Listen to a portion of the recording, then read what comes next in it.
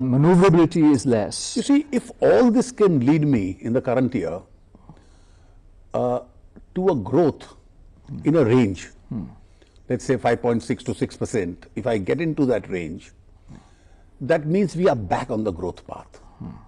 And then over the next 2 to 3 years to go back to a 7 to 8% growth, which means more revenue, more economic activity, more jobs, more investment getting into India.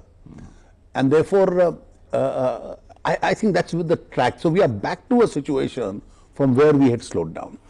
The expectations were that this might be, amongst your critics, that this might be a government of the rich, for the rich. But the budget proposals seem to belie that, because there's been a lot of focus on the underprivileged sections as well. You see, I've spoken in terms of the poor. So all the poverty alleviation schemes, I have not reduced the Manrega money. No. We were under a lot of pressure from all the economists who speak on the channels to reduce it. I've maintained that money, but said it will be linked to agricultural, rural and asset creating programs. So the Rural Development Ministry will come out with a guideline so that we have a better prospect and we have a job creation. The food schemes I have maintained. I am one of those who believes that people must have a right to food.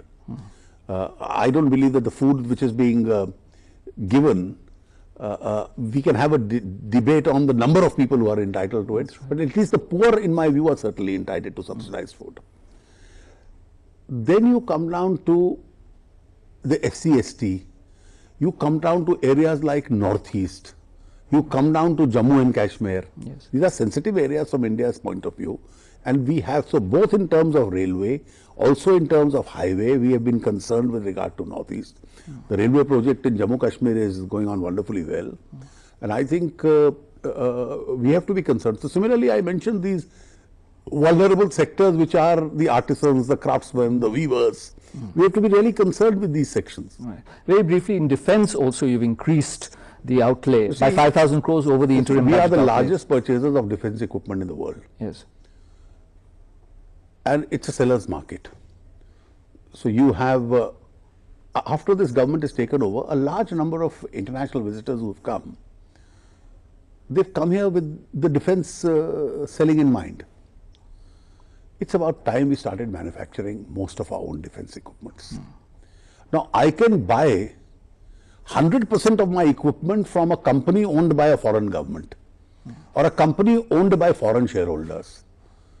But why should there have been a mental blockade to buy from an Indian company, 51% owned by an Indian, where the technology and 49% is brought by somebody else?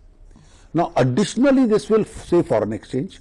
This will give a fillip to manufacturing sector and create jobs for me. All right.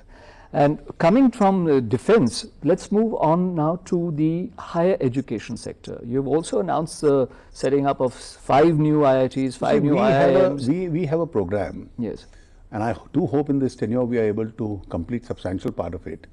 IITs, IIMs, AIMS. Really, these are institutions. The institutions won't be created in a year or two. To get the proper strength of an IIT or get the best doctors for an AIMS will take eventually 10 years and 15 years. That's right. But you have to start. You can't have a Bihar or a Bengal without adequate healthcare or a Jharkhand. Therefore, on a non-discriminatory basis, this year I have tried to make sure that amongst these national institutions, almost every state gets covered with one. So whether it's an NDA state or an opposition state or a left state, I have not bothered. That's right. And therefore, in a very non-discriminatory manner, we've gone ahead. If somebody is left out, I don't mind adding to something. Right. Because the initial grants I think you said that on the floor of the House itself. Yes, I don't mind adding to it. Because I think it's eventually for people's welfare. And therefore, this program will continue to expand over the next 4 years. Right. One very interesting announcement you made was that currency notes would have Braille writing on them. The Braille, because for visually challenged, these are very serious areas of life.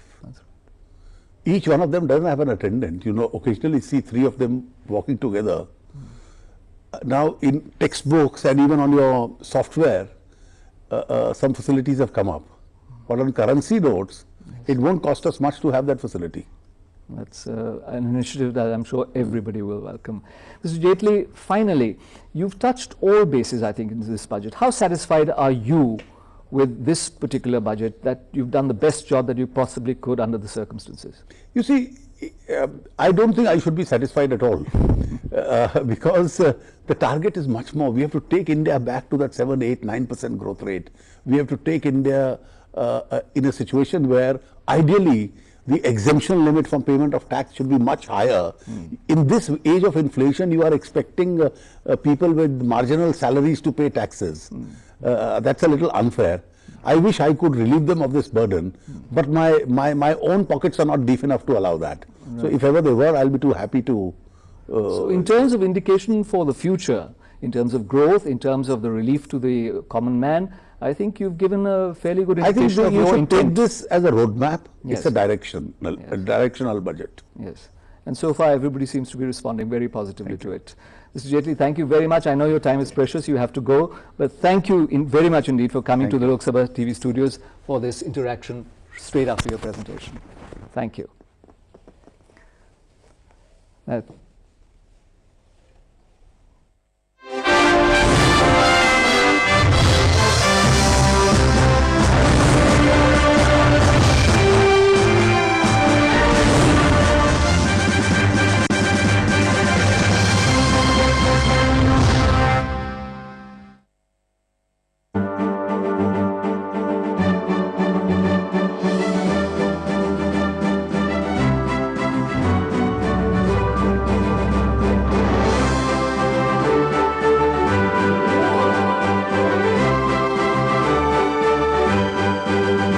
एक ऐसा show जो आपके लिए लेकर आता है कानूनी मुद्दों से जुड़ी जानकारियां और उनके समाधान। हिरासत में लिए गए व्यक्ति का सबसे पहला अधिकार जो कि संविधान ने उसको दिया है, डायरेक्टली मैजिस्ट्रेट के पास जाके मेंटेनेंस मिल सकती है। मैं कहता हूँ कोई सिस्टम बजाय खुद फुल प्रूफ नहीं होता है। मेडिकल एविडेंस जो है वो बहुत जरूरी होता है। मेरा ख्याल से ये यूजीसी आईसीटी अपना काम नहीं समझता। वैसे तो पावर का इलेक्शन कमीशन को बहुत पावर है। तो हमारे फ्यूचर सिटीजन्स पैदा हो जाएंगे, वो ऐसे होंगे जो टैक्स कंप्लायंट होंगे। जहां होते हैं आपके सवाल और हमारे जवाब।